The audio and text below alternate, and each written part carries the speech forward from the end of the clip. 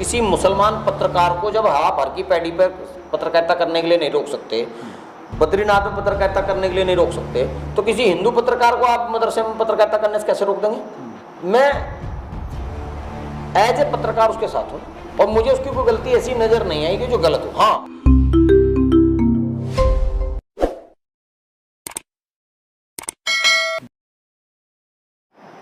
नमस्कार, स्वागत है आप सभी का हिंदुस्तान 24 पर और मैं आप सबके साथ विपिन चौधरी। हेडलाइंस इंडिया के पत्रकार नवीन चौहान की रिपोर्टिंग को लेकर इस समय बड़ा हल्ला मचा हुआ है। कुछ लोगों का मानना है कि नवीन चौहान टारगेटेड रिपोर्टिंग करते हैं। अब सवाल सबसे बड़ा ये है कि क्या नवीन चौहान टीआरपी बढ़ाने के लिए या फिर पब्लिसिटी पाने के लिए लाइन से हटकर काम कर रहे हैं? आज इस विषय पर ही हम बात करेंगे और बातचीत करने के लिए आज हमारे साथ वरिष्ठ पत्रकार संजय खटाना जी मौजूद हैं। संजय खटाना जी, सबसे पहले तो हिंदुस्तान 24 पर मैं आपका बहुत बहुत स्वागत करता हूँ। बहुत बहुत धन्यवाद आपका। मेरा सबसे पहला सवाल आपसे यही है कि क्या वर्तमान समय में टारगेटेड रिपोर्टिंग हो रही है? नहीं, अकेला चौहान क्यों, सभी कर रहे हैं, दोनों तरफा कर रहे हैं। ये भी नहीं कोई एक वर्ग कर रहा है, सभी टारगेटेड पत्रकारिता कर रहे हैं। और टारगेटेड पत्रकारिता नहीं कह सकते इसे, जिस आदमी को जो रुचि होती है, बीट भी कह सकते हैं। पहले हमारे टाइम में बीट होती थी मीडिया में, जो मेन स्ट्रीम मीडिया है उसमें बीट होती थी। जैसे मेरी बीट हमेशा निर्माण रही। मुझे पता ही नहीं क्राइम क्या होता है, मुझे पता नहीं पॉलिटिकल कैसे कहते हैं, मेरी निर्माण बीट रही। निर्माण में आप मुझसे कुछ भी पूछ लीजिए, मैं चाहे मेरे सामने चीफ इंजीनियर, 4 चीफ इंजीनियर बैठा दीजिए, वो मेरा मुकाबला नहीं कर पाएंगे। मेरी रुचि रही उस सब्जेक्ट में, तो उसकी बीट हो सकती है। टारगेटिंग नहीं कह सकते। हाँ, टारगेट तो ये है कि उनका केवल एक ही मुद्दा हो कि भाई वो जानबूझ के किसी व्यक्ति विशेष को टारगेट कर रहे हैं। व्यवस्था को टारगेट करना बुरी बात नहीं है। हमारे जो मुस्लिम भाई अक्सर इस बात को कहते हैं, मेरा अपना मानना है, हो सकता है मैं गलत हूं, धर्म आस्था का विषय है, कानून का नहीं, संविधान का नहीं। संविधान में सब धर्म बराबर हैं। आपकी आस्था आपके कमरे तक है। कमरे तक मैं इसलिए कहता हूँ, पहले आस्था मकान तक थी। मकान में एक भाई था, पूरे परिवार था, माँ बाप थे, उनकी सबकी आस्था एक थी। लेकिन अब पति पत्नी अलग अलग आस्था के लोग हैं। मेरी पत्नी खुद की, मैं भगवान बुद्ध को फॉलो करता हूँ, मेरी पत्नी ब्रह्मा कुमारी को फॉलो करती है। तो कमरे का विषय भी नहीं रहा, अलमारी का विषय हो गया। आस्था अलमारी का विषय हो गया।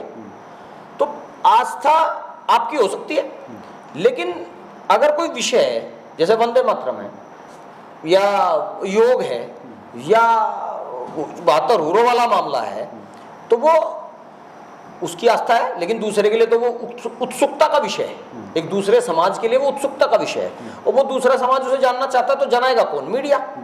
अगर उसमें कमियां हैं, खामियां हैं, तो आप उसे स्वीकार करो या फिर बताओ। दूसरी बात जो मैं कहना चाह रहा था, आस्था मेरे कमरे का विषय है। सड़क पे संविधान सर्वोपरि है। आपके घर में गीता सर्वोपरि हो सकती है, मेरे घर में भगवान बुद्ध की किताबें सर्वोपरि हो सकती है, लेकिन जैसे ही मैं सड़क पे आता हूं तो संविधान सर्वोपरि है।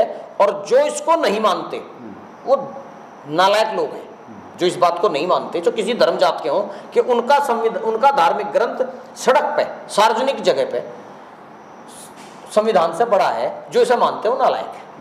अगर लायक लोग हैं वो संविधान की सम्मान करते हैं, संविधान को मानते हैं। अब किसी भी व्यवस्था को कोई पत्रकार अगर बताएगा तो आरोप तो लगेगा ही। तो मैं उसे इस तरह से गलत नहीं मानता कि वो टारगेट बना रहे हैं। हाँ, अगर लगता है टारगेट बना रहे हैं तो बात करनी चाहिए, बैठ के उसे बुला के बैठ के बात करनी चाहिए। वो नहीं मानना, उसके बड़े भाई हैं, रिश्तेदार हैं, दोस्त हैं, आप हैं, हम हैं, बैठ के बात करनी चाहिए। अगर किसी को तकलीफ है, मानहानि हो रही तो मुकदमा करें, समझाने का प्रयास करें। लेकिन मैं आपको कहूँ ना कि आपकी कोई गलती है, मुझे आप बुरे लग रहे हो और मैं सीधे आपको गोली मार दूं, ये कोई तरीका थोड़ा ही है। आपको मुझसे कोई तकलीफ है, लोकतंत्र है देश में, हर व्यक्ति की बात इस देश में सुनी जाती है, ताकतवर से ताकतवर की, कमजोर से कमजोर की, चाहे वो मीडिया हो, चाहे वो फोर्स हो, कोई भी हो। आपको कहीं कोई आदमी गलत लग रहा है तो आप उसका प्रतिकार करें, खत्म करने की बात ना करें। अब जैसे कह रहे हैं कि बायकॉट, वो उसके फॉलोअर्स को खत्म करने की बात है, वो भी तो एक हत्या करने वाली बात है। किसी को मारना या उसके साधन को मारना, दोनों बराबर ही है। तो देश में कानून नाम की चीज़ है। अगर आपको किसी तरह की समस्या है, हो सकता है समस्या में, ये नहीं कहता कि गलत ना लगता हो, बहुत सारे लोगों को बुरा लगता है। कोई गुजर के खिलाफ बोलता है, मुझे लगता है, कोई बुद्धिज्म के खिलाफ बोलता है तो मुझे बुरा लगता है। मेरा चाहे भले पाखंडी हो, अगर मेरे पाखंड के खिलाफ कोई बोलता है तो मुझे बुरा लगता है। लेकिन इसका मतलब ये तो नहीं कि मैं दूसरे का पकड़ शुरू कर दूं या दूसरे के बारे में गलत बोलना शुरू कर दूं। इसका सही रास्ता ये है कि आपको अगर किसी से भी तकलीफ है तो आप सीधे कानून के दरवाजे को खटखटाइए। नवीन चौहान पर आरोप लगाने वाले लोगों का कहना है कि वो तो भाजपा के लिए रिपोर्टिंग करते हैं। आप तो लंबे समय से नवीन चौहान की रिपोर्टिंग देख रहे हैं, तो आपने क्या महसूस किया? नहीं, कभी कोई भी पत्रकार, मैं तो कहूँगा कोई व्यक्ति अस्थायी नहीं हो सकता। पत्रकार किसी का नहीं होता, वो सबका होता है। मैं इसे थोड़ा दूसरे तरीके से आपको समझाऊं। जब आप कक्षा 5 में थे तो आपके दोस्त कौन थे? वहीं के लोग थे। जब 10वीं में आए तो दूसरे थे, जब 12वीं में आए तो दूसरे थे, जब एमए में आए तो दूसरे थे। आज हमारे दोस्त दूसरे हैं। अगर वो बचपन का कोई दोस्त मिल जाए तो पहचान नहीं पाएंगे। तो परिस्थितियों वश विचार और व्यवहार बदलते रहते हैं। अगर उन पे इल्जाम है कि वो भाजपा के लोग हैं, तो जो इल्जाम लगाने वाले हैं वो भी कोई पत्रकार अपना बच्चा पैदा करें, और अच्छी पत्रकारिता कैसी हो, बिना टारगेटेड पत्रकारिता कैसी हो, उसे करके दिखाएं। तब तो इल्जाम लगाने की बात साबित होती है। लेकिन आप करेंगे भी कुछ नहीं और दूसरे को भी करने देंगे, ये तो ठीक बात नहीं है। आरोप लगाने वाले लोगों का तर्क ये है कि नवीन चौहान ज़्यादातर मदरसों को टारगेट करते हैं, मतलब एक धर्म के खिलाफ एक तरह से रिपोर्टिंग करते हैं। अच्छा, नहीं, एक धर्म के खिलाफ कैसे हो जाएगी? धर्म के खिलाफ तो कोई इंसान कुछ कर ही नहीं सकता। धर्म के गलत कामों के खिलाफ कर सकता है, धर्म के खिलाफ तो हो नहीं सकता। धर्म की कोई कमजोरी हो या उसे कुछ गलत बात महसूस हो रही हो तो आवाज़ उठाएगा। देश में लोकतंत्र है। हाँ, अगर वो इस्लाम को गलत बताते हों, इस्लाम को गलत बताते हों, इस्लाम की शिक्षाओं को गलत बताते हों, इस्लाम को टारगेट करते हों, वो गलत है। लेकिन जहाँ तक वीडियो पे जिस पे विवाद हुआ वो तो वह उसको लेकर हुई, क्या बोलते हैं उसे, योग को लेकर हुई। तो योग तो होना चाहिए। योग तो किसी एक धर्म का नहीं है। मुसलमान नमाज पढ़ते हैं, हमारे मुसलमान भाई जो नमाज पढ़ते हैं वो भी एक तरह का योग है। उसके खिलाफ कहाँ कोई बात करेगा? तो मुझे नहीं लगता कि भारत में अभी ऐसी कोई स्थितियाँ हैं कि लोग धर्मों के खिलाफ बात हो। हाँ, धर्मों के व्यक्तियों के खिलाफ बात हो सकती है, धर्मों के खिलाफ तो मुझे नहीं लगता कि कोई भी बात करता हो। नवीन चौहान ने जिस तरीके से मदरसे में रिपोर्टिंग की और उसके बाद जिस तरीके से हो हल्ला हो रहा है, आप भी देख रहे हैं, तो क्या उस रिपोर्टिंग में वास्तव में ऐसा कुछ था? नहीं, मैं उसकी जो वीडियो मैंने देखी है, मुझे किसी ने टैग की थी, मदरसे वाली वीडियो, जो योग को लेके वीडियो है, उसमें हो सकता है कि भाषा अग्रेसिव हो, क्योंकि वो सहारनपुर मुजफ्फरनगर बेल्ट का पैदाइशी है। मेरी आवाज़ से भी कभी कभी लोगों को लगता है कि मैं अग्रेसिव हूँ। तो बहुत सारे लोग हमसे लड़ते हैं। मैं लखनऊ पत्रकारिता मैंने की तो मुझे कहते थे लोग ये तो बदतमीज आदमी लड़ता है, लेकिन मेरी क्षेत्रीय भाषा थी। मैं बदतमीज थोड़ा हूँ, मैं तो बुद्ध को फॉलो करता हूँ, तो बदतमीजी का मतलब नहीं। तो भाषा का फ़र्क हो सकता है, बोलने का फ़र्क हो सकता है, लहजे का फ़र्क हो सकता है, लेकिन भावना कहीं नहीं दिखी कि वो उसे अपमानित करना चाह रहे हैं। अब कुछ लोग ये भी कह रहे हैं कि नवीन चौहान का कैमरा ज़्यादातर मदरसों या फिर मस्जिदों की तरफ ही घूमता है, ये आश्रमों और मंदिरों की तरफ तो कभी नहीं घूमता। नहीं, उन्हें इंतजार करना चाहिए, घूमेगा और घूमना भी चाहिए, घूमना भी चाहिए। देखो, मैं उनसे पर्सनल कभी मिला नहीं हूँ, मेरी मुलाकात नहीं है, तो मैं ज़्यादा जानता नहीं कि वो इधर जाते हैं या किधर जाते हैं। लेकिन इस वीडियो की जहाँ तक बात हो रही है, जो चर्चा है, भाई मैंने कहा ना पहली शुरुआत में, बीट हो सकती है उसकी, उसने बीट यही ली हो, उस इस्लाम को ही जानना चाहता हो या इस्लाम से जुड़ी हुई व्यवस्थाओं को जानना चाहता हो या उस पर पत्रकारिता करना चाहता हो, आप रोक तो सकते नहीं किसी को। मैं PhD करना चाहता हूँ किसी कबीर पे, तो कैसे रोक देंगे आप? मैं तो हिंदू नहीं हूँ, मैं तो हिंदू नहीं हूँ ना, मैं तो बुद्धिस्ट हूँ। मैं अगर कबीर पे PhD करना चाहता हूँ तो आप कैसे रोक देंगे? और मैं तमाम मंदिरों के खिलाफ बोलता हूँ, मैं खुद यहाँ सबसे ज़्यादा हिंदू व्यवस्था के खिलाफ बोलता हूँ, तो मुझे तो आज तक किसी ने धमकाया। मुझसे ज़्यादा हिंदू व्यवस्था के खिलाफ कोई नहीं बोलता। मैं भगवान बुद्ध को फॉलो करता हूँ, तो क्या मुझे लोग मार देंगे? ये तो तरीका नहीं है ना।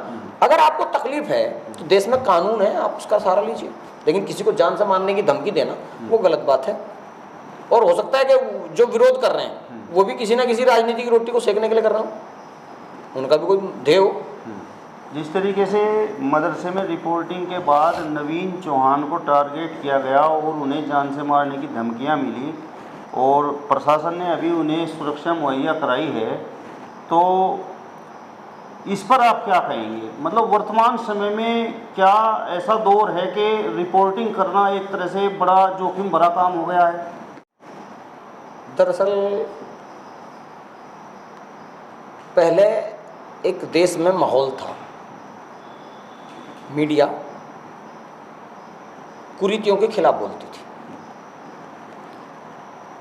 जब हम छोटे छोटे से जब हमने काम शुरू किया, मीडिया सभी कुरीतियों के खिलाफ बोलती थी। जिन कुरीतियों के खिलाफ बोलती थी आज उन्हें लाइव दिखा रही है। मैंने कहा ना, विचार और व्यवहार, मीडिया भी तो यहीं से लोग आते हैं, फोर्स के लोग भी तो यहीं से आते हैं, यहीं से पैदा होते हैं, इसी क्षेत्र के रहने वाले होते हैं। विचार और व्यवहार बदलता रहता है आदमी का। किसी एक को इल्जाम देना ठीक नहीं है। हो सकता है मैं आज बुद्ध को फॉलो कर रहा हूँ और मुझे कल बुद्ध में ही कोई ऐसी चीज़, बुद्धिज्म में कोई ऐसी चीज़ देखने को मिली, मेरा मन बदल जाए, मैं इस्लाम स्वीकार कर लूँ। हो सकता है ना, कुछ कह नहीं सकते ना। उसका इस्तेमाल राजनीतिक द्वेष के लिए करना वो ठीक नहीं है। कुछ जहाँ तक मुझे लगा राजनीतिक द्वेष के लोग उसकी शिकायत कर रहे हैं, उसकी बीट हो सकती है। और मदरसे के लोगों को जहाँ तक मैं समझता हूँ, मैं जिस मदरसे में गया हूँ उन्होंने मुझे बिठाया, मेरा सम्मान किया है, मुझे चाय पिलाई और मुझसे जो मैंने पूछा बताया।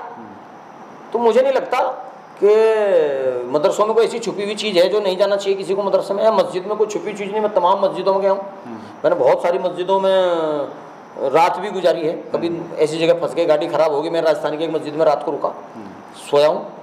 तो मुझे नहीं लगता कि उस तरह की कोई दिक्कत है। दिक्कत क्या है, और अच्छी बात है अगर मदरसों का कोई, मदरसों के बारे में लोग जानेंगे, आज गलती करेंगे कल अच्छा भी करेंगे। जब जाएगा तभी तो पता लगेगा। एक मदरसे में जाकर उन्हें बुराई नजर आई, हो सकता है 10 मदरसों में बहुत अच्छी चीज़ नजर आए, तो जाने देना चाहिए उन्हें लोगों को। और बल्कि मैं कह रहा अच्छे व्यवहार के साथ खोल कर दिखाना चाहिए कि देखो, और अगर गलती भी है कोई तो स्वीकार कर लेनी चाहिए। अगर कोई गलती का मतलब ये नहीं होता, गलती क्या होती है। आप सरकारी स्कूलों में चले जाओ, जितने सरकारी स्कूल हैं, क्या वो बता पाएंगे जो चीज़ें मदरसे के बच्चे नहीं बता पाए? मेरा दावा नहीं बता पाएंगे। जो मदरसे के बच्चे नहीं बता पाए, सरकारी स्कूलों के बच्चे नहीं बता पाएंगे। तो हो सकता है कल सरकारी स्कूल में भी जाने का उनका रुख हो। मैं एक पत्रकार के तौर पर उन्हें गलत नहीं ठहरा सकता। मदरसे के लोगों का आरोप ये भी है कि नवीन चौहान बिना बताए रिपोर्टिंग करने के लिए मदरसे में चले गए। उन्होंने एक तरह से छापामार रिपोर्टिंग की। नहीं, छापामार कैसे कहेंगे आप? कोई बताकर चिट्ठी दे के बुलाएगा अपने यहाँ? जा सकता है, देश का नागरिक है, कहीं भी जा सकता है। किसी मुसलमान पत्रकार को जब हवा भर की पैड़ी पर पत्रकारिता करने के लिए नहीं रोक सकते, बद्रीनाथ में पत्रकारिता करने के लिए नहीं रोक सकते, तो किसी हिंदू पत्रकार को आप मदरसे में पत्रकारिता करने से कैसे रोक देंगे? वो अलग विषय है, ये द्वेष का विषय। हो सकता है उनके दिमाग में कोई द्वेष हो, मैं ये नहीं कह रहा। आपको लगता है कि नवीन चौहान के दिमाग में मुसलमानों के प्रति द्वेष है, उसका कानूनी विरोध करो। और जिस तरह से कर रहे हैं, मैं तो इन्हें सलाह दूंगा, जो हमारे भाई उसको बायकॉट कर रहे हैं, वो कट्टरपंथी लोगों में उसका कद बढ़ा रहे हैं। दोनों तरफ कट्टरपंथी लोग हैं इस देश में। मैं ये नहीं कहता कि हिंदुओं में नहीं है, अरे मुसलमानों में नहीं है। अगर मुसलमान कट्टरपंथी नवीन का विरोध कर रहे हैं तो उसे आशीर्वाद दे रहे हैं, फिर तो उसकी भावना को मजबूत कर रहे हैं। उसकी अगर वो साजिश भी कर रहा है तो उसकी साजिश को मजबूत कर रहे हैं। वो तो जो दूसरी तरफ कट्टरपंथी लोग हैं, वो उसको धन मन तन सब कुछ देने के लिए तैयार हो खड़े हो रहे हैं, तो वो उसे घटा नहीं रहे, उसे बढ़ा रहे हैं। काशीराम साहब एक बात कहते थे, अगर किसी को खत्म करना उसका जिक्र बंद कर दो। आप तो उसका जिक्र करके उसको हीरो बना रहे हैं और जान से धमकी देकर उसको सुरक्षा दिलवा रहे हैं।